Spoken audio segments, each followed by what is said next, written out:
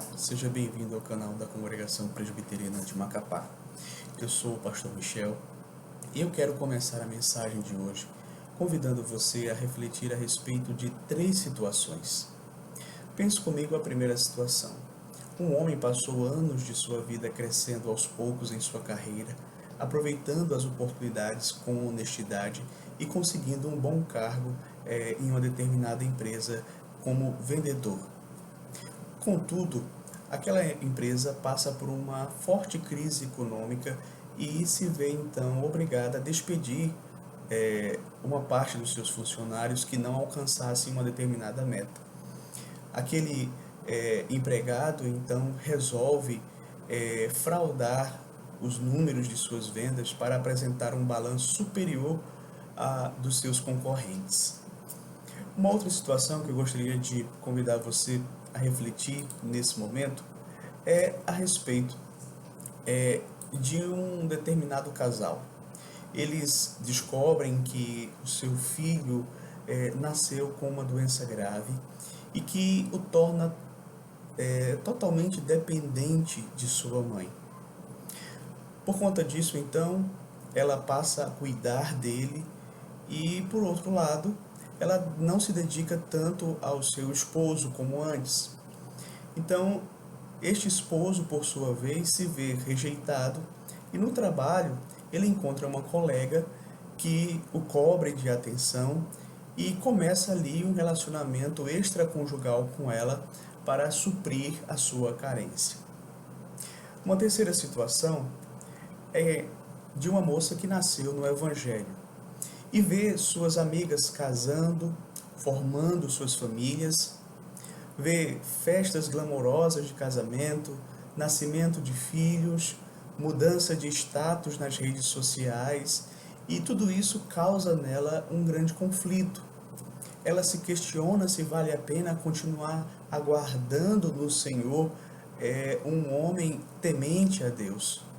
E no meio de tudo isso, ela acaba conhecendo um rapaz na universidade que aparentemente tem uma certa moralidade e que promete a ela que vai frequentar a igreja se caso eles se relacionarem. Então ela começa um relacionamento com este rapaz.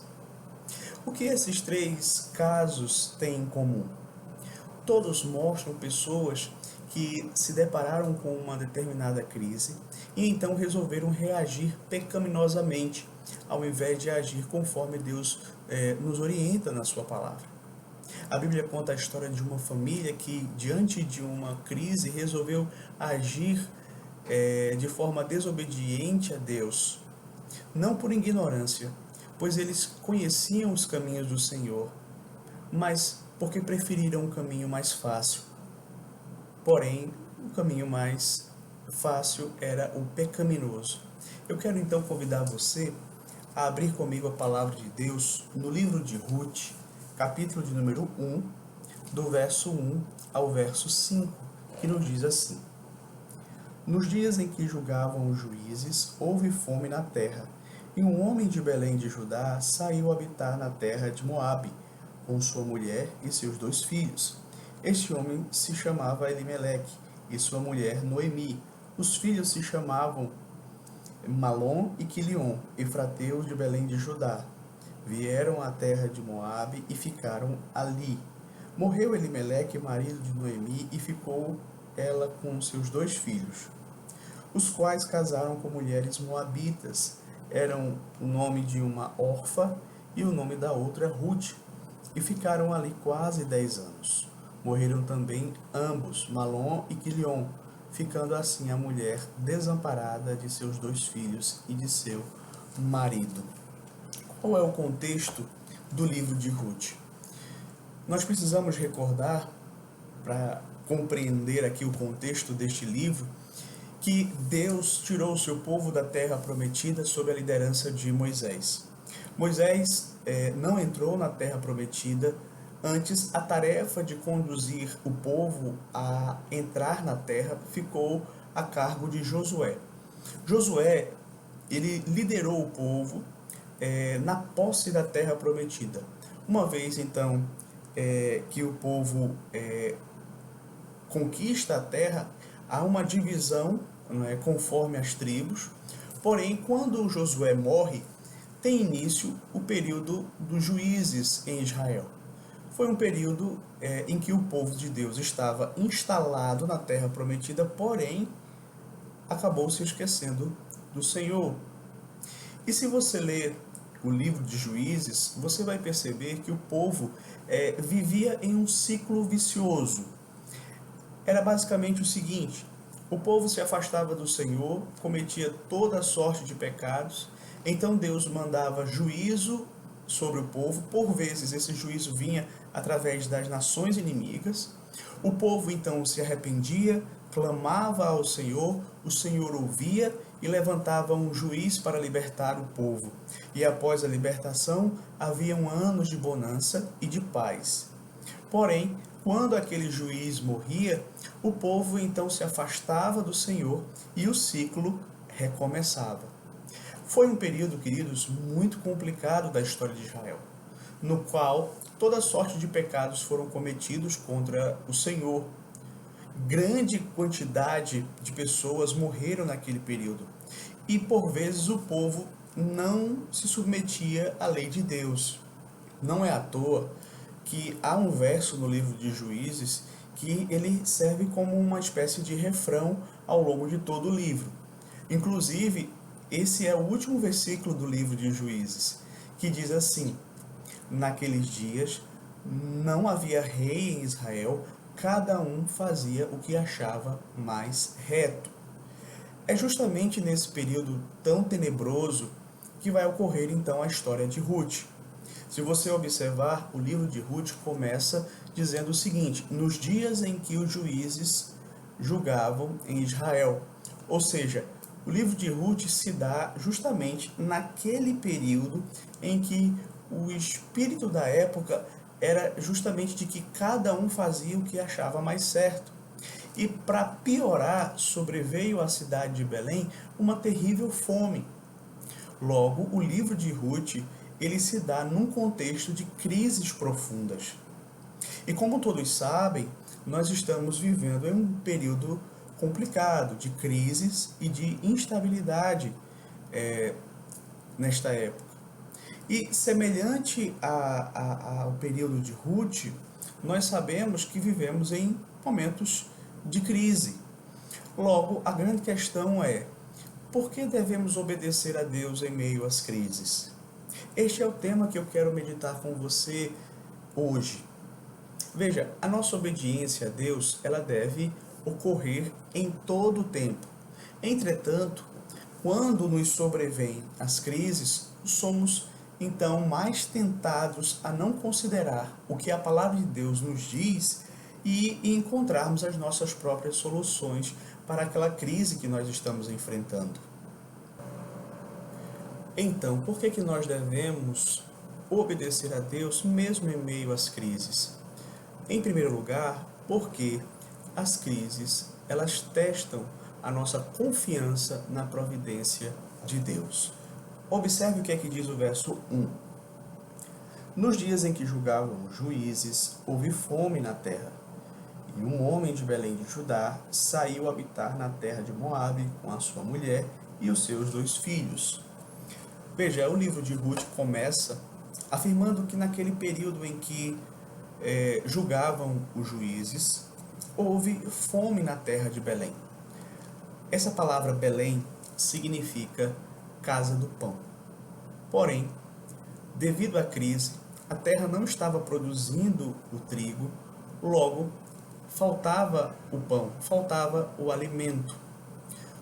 Entretanto, se nós observarmos no Antigo Testamento, nós vamos perceber que Deus havia feito várias promessas para o seu povo naquela terra.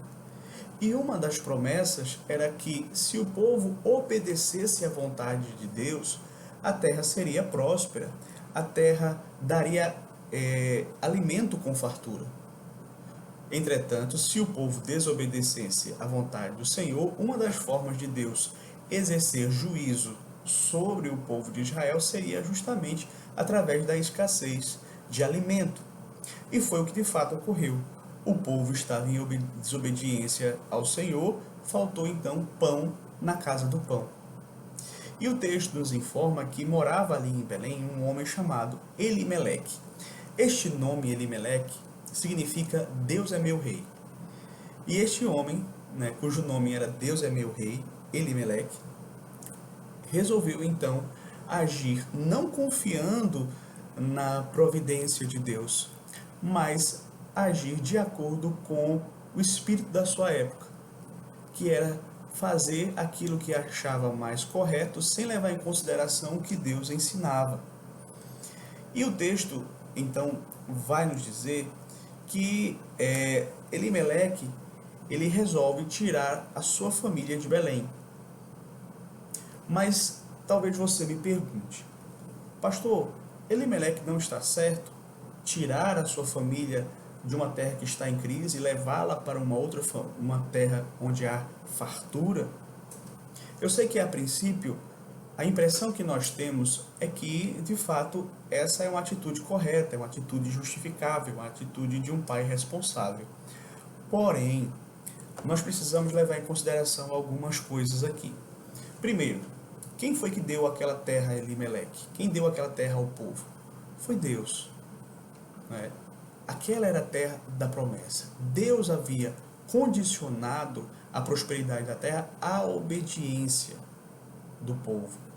Se a terra estava sendo castigada com a falta de alimento, era justamente porque o povo havia desobedecido ao Senhor. Então, o caminho natural não era eles abandonarem a terra prometida. O caminho natural era eles se arrependerem e confiar na providência de Deus, que Deus restauraria a prosperidade da terra. E mais um detalhe aqui importante que nos faz compreender que essa atitude de Elimeleque não foi a atitude correta. Veja, havia sim uma fome na terra, porém Elimeleque e sua família não estavam passando por necessidade. E como é que eu sei disso? A própria esposa de Elimeleque, Noemi, quando ela retorna para Belém, e aí no verso 21 desse mesmo capítulo, ela vai dizer assim: ditosa eu parti, porém o Senhor me fez voltar pobre. Ou seja, Noemi diz que saiu ditosa. Ditosa significa rica. Rica eu saí daqui, porém o Senhor me fez voltar pobre. Então não havia fome ali na realidade deles, não havia necessidade para eles. O que houve foi falta de confiança no cuidado do Senhor. É interessante, queridos, porque muitas vezes, quando nós passamos por crises, nós também ligamos um sinal de alerta, começamos a duvidar do cuidado providencial de Deus para conosco. E eu quero perguntar a você, qual é a crise que faz com que você tome as rédeas da situação em suas mãos e esqueça do cuidado providencial de Deus? Veja, no caso de Elimeleque foi a fome. Mas qual é a crise que muitas vezes faz você ficar inquieto? É a falta de emprego? É a falta de um casamento? É a falta de uma harmonia no casamento? É a falta de saúde? Veja, qual é a crise que faz com que você deixe de lado as promessas do Senhor e queira resolver as coisas a seu próprio modo? Saiba que nenhum tipo de crise justifica a desconfiança em Deus e no seu cuidado para conosco. Em segundo lugar, por que nós devemos permanecer obedientes a Deus mesmo em meio às crises? Porque as crises, elas testam a nossa obediência ao Senhor. Veja, Elimeleque, ele já tinha demonstrado falta de confiança na providência de Deus. Ele agora então vai além e ele toma um passo, ele dá um passo, toma uma decisão, tem uma atitude contrária àquilo que Deus havia determinado para ele em sua palavra. Observe que no verso 2 é dito o seguinte: este homem se chamava Elimeleque e sua mulher Noemi. Os filhos se chamavam Malom e Quilion. efrateus de Belém de Judá. Vieram à terra de Moabe e ficaram ali. Observe que quando nós enfrentamos uma crise, nós nos vemos em uma encruzilhada na qual nós precisamos inevitavelmente tomar uma decisão. Podemos seguir o caminho proposto por Deus ou podemos seguir os nossos próprios caminhos. Naquela situação, Elimeleque tinha que tomar uma decisão e escolher um caminho a seguir. Ele podia permanecer em Belém, enfrentando a crise, rogando a Deus o perdão dos pecados, confiando que Deus proveria para as suas necessidades.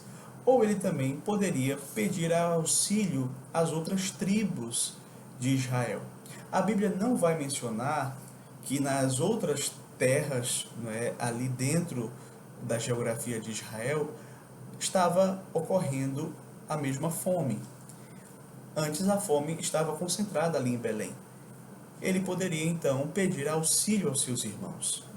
Mas sabe o que é que ele não poderia fazer? Ele não podia deixar a terra prometida para ir se refugiar em uma terra pagã. Terras que Deus já havia dito claramente que o seu povo não deveriam se associar aos habitantes desta terra para não vir a se contaminar com os deuses deles. E dentre essas nações, uma delas era justamente Moabe. E eu quero lembrar a você alguns fatos importantes a respeito de Moabe. Moabe, os moabitas surgiram do relacionamento incestuoso entre Ló e a sua filha mais velha. Quando o povo de Deus saiu do Egito e na sua peregrinação pediu apoio e passagem aos moabitas, eles negaram. Nessa ocasião, Moabe então o rei de Moabe contratou Balaão para maldizer o povo de Israel. Balaão, que também era moabita. Mas nós sabemos o que aconteceu. Ao invés de amaldiçoar, Deus o fez abençoar. Outro ponto importante é que as mulheres moabitas já tinham sido pedras de tropeço para Israel no deserto. Eles já tinham sido seduzidos por elas e se corrompido, adorado aos falsos deuses, aos deuses dos moabitas. Um comentarista, então, ele vai dizer o seguinte, será que esse era um bom lugar para uma família piedosa habitar? Porém, queridos, em último lugar, é importante lembrar que ali em Moabe não havia um local para adorar ao Deus verdadeiro.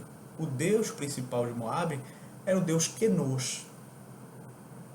Mas interessante, queridos, também ver que o texto ele coloca de uma maneira, a palavra que é utilizada aqui para ficaram ali ou habitaram ali, traz a ideia de que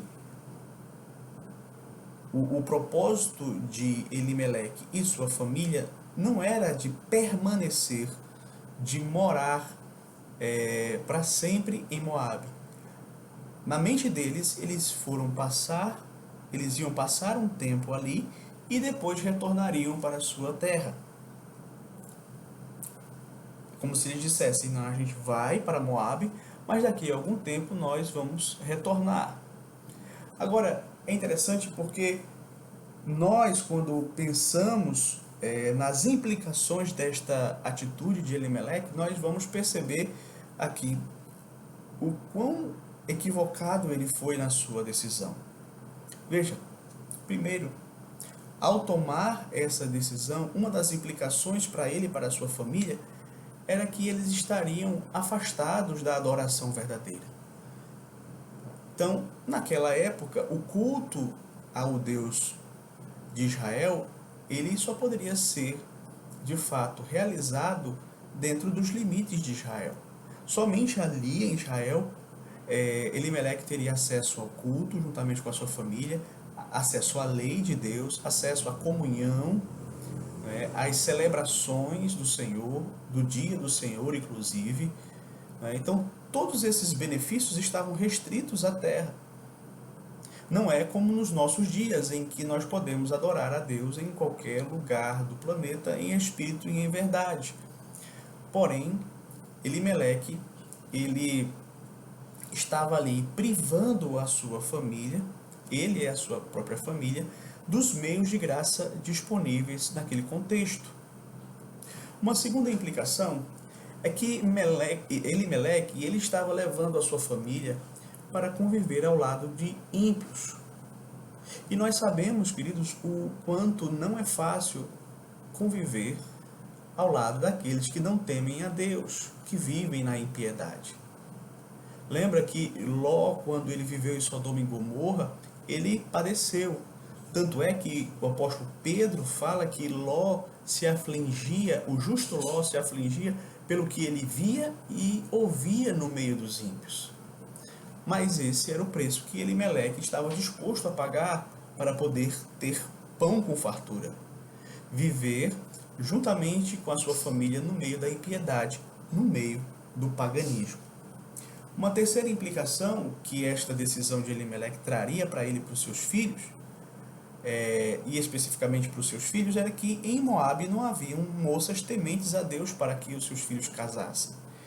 Então, observe que um dos mandamentos do Senhor é justamente que o povo não se casasse com povos estrangeiros, né? Para que não houvesse um abandono do Senhor e uma corrupção com os falsos deuses, como tantas vezes aconteceu na história de Israel, quando o povo se envolveu com nações estrangeiras e acabou debandando para a idolatria. Mas Elimeleque não levou isso em consideração.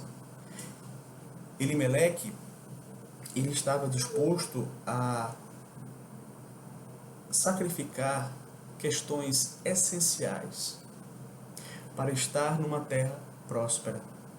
Ele provavelmente colocou em uma balança, pesou os prós e os contras e viu que ter comida em fartura era mais importante do que o culto a Deus. Justificava o fato dele estar no meio dos ímpios. Justificava o fato dele expor seus filhos a um casamento que não era de acordo com a vontade de Deus.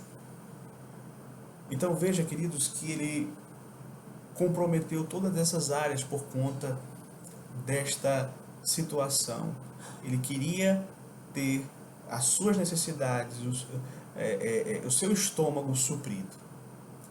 É interessante, as crises que nós enfrentamos nessa vida testam não somente a nossa confiança na providência de Deus, mas também testam a nossa submissão à vontade do Senhor. Quando nós nos vemos em uma provação, nós somos tentados. A crise, ela nos torna mais fragilizados e tentados a desobedecermos a palavra de Deus. Quando muitas vezes uma pessoa passa por uma crise no casamento, ela se vê tentada a ir para um relacionamento extraconjugal. Quando muitas vezes você passa por uma crise financeira, você é tentado a tomar uma medida, a vir conquistar dinheiro, ainda que seja enganando as pessoas, ainda que seja tirando dos outros, ainda que seja de uma forma desonesta, mas você se vê tentado a então adquirir o dinheiro. Quando você passa um tempo da sua vida solteiro e você vê os seus colegas, as suas colegas casando-se, você se vê tentado a buscar um cônjuge, ainda que seja no mundo. Então devemos tomar todo cuidado, queridos, porque quando nós somos tentados, quando nós enfrentamos as crises, somos tentados a não submeter a palavra do Senhor, a não obedecermos aquilo que Deus nos disse em sua palavra, a seguirmos um caminho que agrada ao nosso coração, um caminho que aos nossos olhos pode até parecer correto, mas no final não é um caminho agradável ao Senhor. Em terceiro lugar, por que nós devemos nos manter obedientes a Deus em meio às crises? Porque Deus não vai nos poupar das consequências da nossa desobediência. Veja, ao passar pela crise, Elimeleque não confiou no Senhor, não obedeceu ao Senhor, seguiu o caminho que era o caminho mais fácil, o caminho da desobediência. Porém, agora ele terá que lidar com as consequências das suas escolhas, com as consequências dos seus atos. Veja o que então vai dizer aqui nos versos 3 a 5. Morreu Elimeleque, marido de Noemi, e ficou ela com os seus 2 filhos, os quais casaram com mulheres moabitas. Era o nome de uma Orfa e o nome da outra Ruth. E ficaram ali quase 10 anos. Morreram também ambos, Malom e Quilion, ficando assim a mulher desamparada de seus 2 filhos e de seu marido. A partir aqui do verso 3 até o verso 5, somos informados a respeito das consequências terríveis que sobrevieram a Elimeleque e a sua família, justamente por conta da sua desobediência. Vejamos quais foram então essas consequências. Primeiro, o verso 3 nos diz que Elimeleque morreu. Ora, Elimeleque tinha decidido ir para Moabe em busca de uma melhor qualidade de vida, mas o que é que ele encontra lá? Morte. Segundo, os filhos de Elimeleque, Malom e Quilion, casaram-se com mulheres moabitas. Com a morte do pai, os filhos, eles poderiam, ou o filho mais velho poderia chegar para a mãe, o irmão, e, enfim, e dizer, olha, nosso pai errou ao vir para Moabe, vamos retornar para a nossa terra em Belém. Mas não foi isso que ele fez. Pelo contrário, ele, juntamente com o seu irmão, casaram-se com mulheres moabitas, desobedeceram assim ao mandamento do Senhor. Mas em terceiro lugar, eles então passaram ali 10 anos em Moabe. Veja, a ideia era passar apenas um período curto de tempo, mas acabou que esse período durou cerca de 10 anos. Durante 10 anos, eles estavam ali, sendo expostos aos costumes dos pagãos, à idolatria dos pagãos, a toda aquela sorte de pecado que eles praticavam. Mas uma quarta consequência, que o texto deixa claro, é que morreram também Malom e Quilion, os filhos de Elimeleque. Primeiro morreu o pai, agora morreram os 2 filhos. E Noemi, além de perder o seu esposo, ficar viúva, ela também perde os seus 2 filhos. Aí você imagina a tristeza daquela mulher tendo que enterrar o seu esposo e depois os seus 2 filhos. E nessa atual circunstância, outra coisa que ficava comprometida era a continuidade da descendência de Elimeleque, porque todos os homens haviam morrido. Mas uma quinta consequência é que Noemi ela volta para Belém pobre e amargurada. Ela mesma vai dizer isso lá no seu retorno, né? Não me chamem Noemi, que significa agradável, me chamem Mara, ou seja, amarga, porque eu saí daqui ditosa, porém o Senhor me fez voltar pobre. Então ela volta pobre e amargurada. Observe, queridos, quantas consequências desastrosas sobrevieram àquela família por conta da desobediência ao Senhor.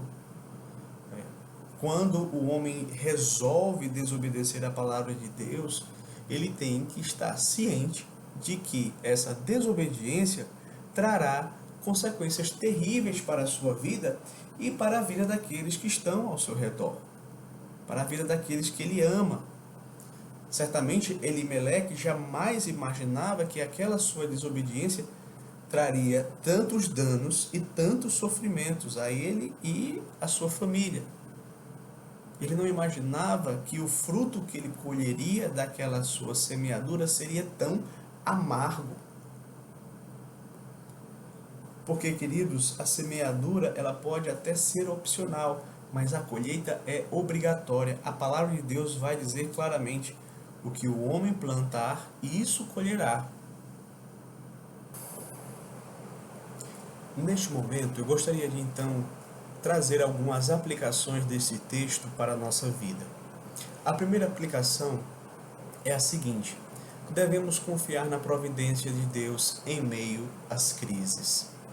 Como nós vimos, Elimeleque não confiou que Deus seria capaz de suprir as suas necessidades. Deus não seria capaz de cumprir as suas promessas.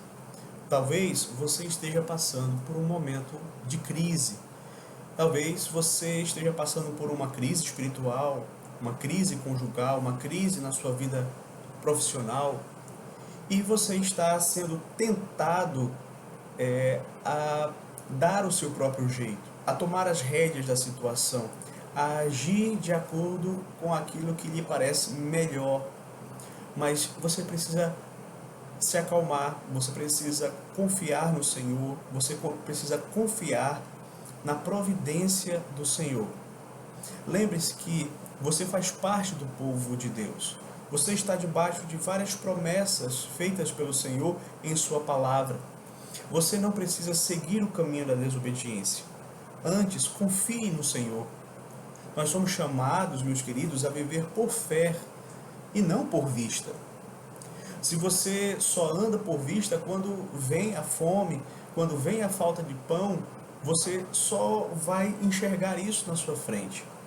Mas se você anda por fé, então você vai ter uma atitude diferente. Ao invés de agir de forma pecaminosa, você vai agir de acordo com o que o Senhor ensina em sua palavra. Ela vai ser a sua regra de fé e prática. Ela vai ser a base pela qual você vai agir. Às vezes, queridos, as circunstâncias, elas são realmente complicadas. Mas mesmo assim, é nessa hora que nós precisamos decidir agir de acordo com a palavra de Deus. Diferente de Elimeleque, não permita que as circunstâncias ditem as suas ações, mas que as suas ações sejam ditadas pela palavra de Deus. Não viva a partir das circunstâncias, mas viva pela fé no Senhor e na sua palavra. Mas em uma segunda aplicação que eu gostaria de trazer, é que a crise ela não justifica a desobediência. Veja, não é porque faltou pão na casa do pão que o ato de Elimeleque de ir buscar refúgio numa terra pagã se tornou justificável. É aquela velha história, explica, mas não justifica. Pois bem, não é o fato de você estar passando por uma crise financeira que isso vai justificar você buscar ganhar dinheiro de forma ilegal. Não é o fato de você estar passando por uma crise no seu casamento que isso te dá o direito de ir buscar um relacionamento fora. Não é porque você está vendo as suas amigas casarem, seus amigos casarem, que isso justifica o fato de você buscar um namoro misto. Então, uma questão que nós precisamos deixar claro, inclusive com base no texto que nós vimos hoje em relação ao relacionamento entre um crente e um incrédulo, é que há muita gente que diz que o livro de Ruth ele é maravilhoso porque ele mostra que não há nenhum problema no casamento misto. Mas é exatamente o contrário. Ruth aqui ela é colocada como uma exceção. A regra é órfã. Há duas histórias aqui, mas a gente sempre tenta lembrar aquela que é a exceção. Aliás, sempre que se trata de relacionamento misto, as pessoas costumam sempre lembrar das exceções. Ah, eu conheço fulano, eu conheço a fulana que Deus converteu, então depois deu tudo certo. Mas veja, a regra é que a maioria das pessoas que aderem ao casamento misto, ao invés de seus cônjuges serem convertidos, elas é que são convertidas ao mundanismo.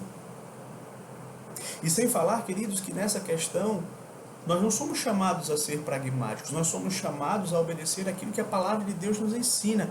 E se Deus, na sua palavra, nos ensina que nós não devemos entrar num relacionamento misto com o incrédulo, então eu devo me dar por satisfeito em obedecer a palavra de Deus. Eu não devo estar procurando exemplos para dizer, olha, com a fulana deu certo, com o fulano deu certo, para que eu possa então aderir a essa prática. Não, Deus me chama a obedecer a sua palavra. Se Deus disse que eu não devo me relacionar com pessoas incrédulas, não devo ter um relacionamento amoroso com uma pessoa incrédula, isso já deve bastar para mim.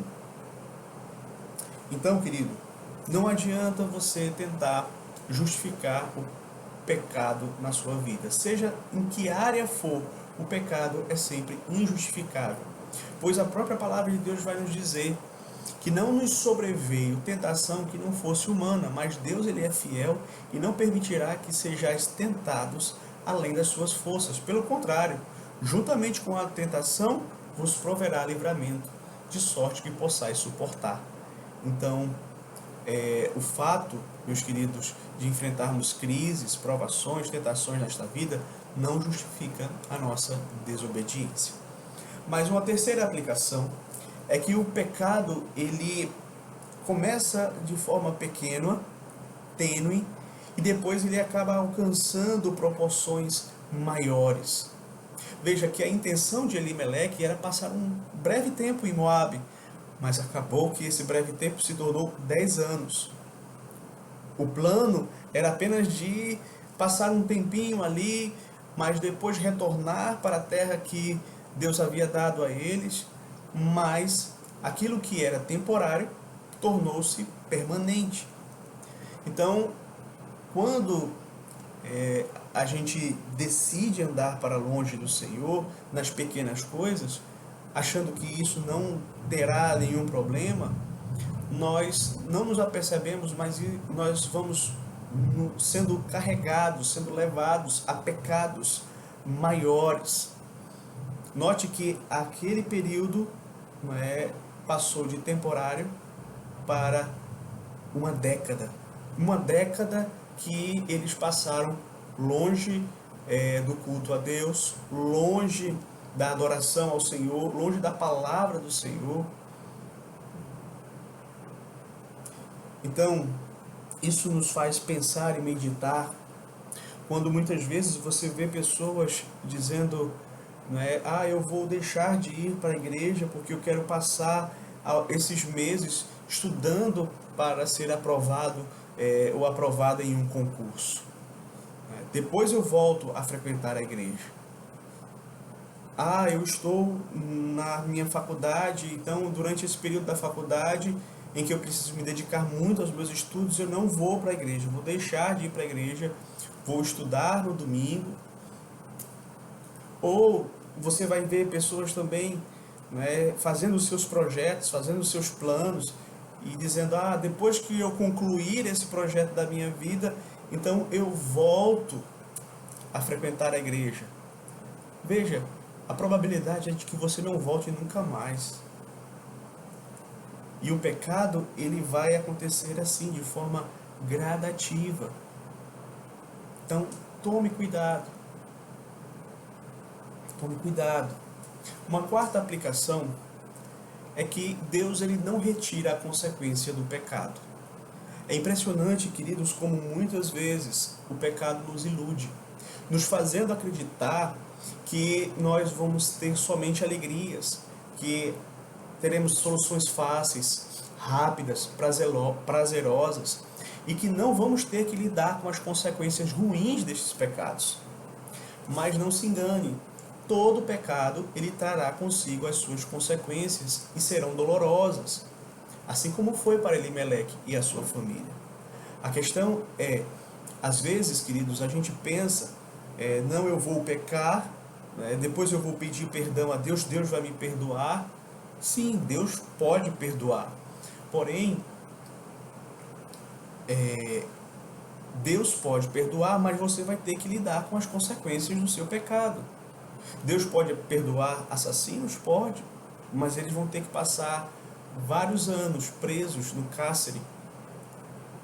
Deus pode, de fato, perdoar o seu adultério? Pode, mas isso pode lhe custar o seu casamento. Ou a sua esposa pode até perdoar o seu adultério, mas isso não significa que a confiança vai ser restabelecida logo, pode durar anos. Então precisamos estar cientes, meus queridos, que os pecados que nós cometemos, eles vão trazer as suas consequências. E há pecados em que as consequências elas serão irreversíveis. Por outro lado, queridos, sabe uma forma como nós podemos evitar essas consequências tão cruéis, terríveis e danosas do pecado na nossa vida? Obedecendo a palavra de Deus. É impressionante como a palavra de Deus ela possui um efeito preventivo contra o pecado. E contra as consequências do pecado, logicamente. Se nós obedecermos a palavra de Deus, queridos, nós seremos livres de muitos males que nós nem fazemos ideia, mas que a palavra de Deus vai nos poupar. E uma quinta e última aplicação, o melhor exemplo que nós temos de como devemos enfrentar uma crise em obediência é o exemplo do Senhor Jesus. Quando o Senhor Jesus ele foi tentado no deserto e passou 40 dias sem comer nada, naquele período Satanás então veio até ele e fez uma proposta para que ele tomasse as rédeas da situação, para que ele seguisse o caminho mais fácil, né? Transforma estas pedras em pães. Porém, Cristo permaneceu obediente à vontade do Senhor e disse a Satanás: não só de pão viverá o homem, mas de toda a palavra que procede da boca de Deus. Devemos olhar para Cristo, meus queridos, pois Ele enfrentou caminhos difíceis, situações adversas, situações limites, e Ele foi obediente até a morte e morte de cruz. E é por conta desta obediência dele que hoje nós temos a salvação por meio dele. É justamente por conta da completude da sua obra, dele ser obediente a Deus em todos os momentos, inclusive nos momentos mais difíceis, que hoje ele pode auxiliar-nos quando nós somos tentados. É isso que vai dizer o autor aos Hebreus, lá em Hebreus 2,18. Pois naquilo que ele mesmo sofreu, tendo sido tentado, é poderoso para socorrer os que são tentados. Então, nós podemos recorrer ao nosso Salvador. Nós temos Ele como nosso modelo, nós temos Ele como o nosso refúgio nos momentos de crise, tanto para nos dar salvação, quanto para nos auxiliar, uma vez que já somos salvos, a viver uma vida de obediência à vontade do Senhor em todos os momentos. Porém, queridos, essa história de Noemi e agora suas noras, Ruth e Orfa, não termina, ela continua. E eu quero então convidar você a continuar estudando essa história belíssima da palavra de Deus, juntamente conosco, nessa série de mensagens que nós iniciamos hoje. Que Deus abençoe a sua vida. Amém.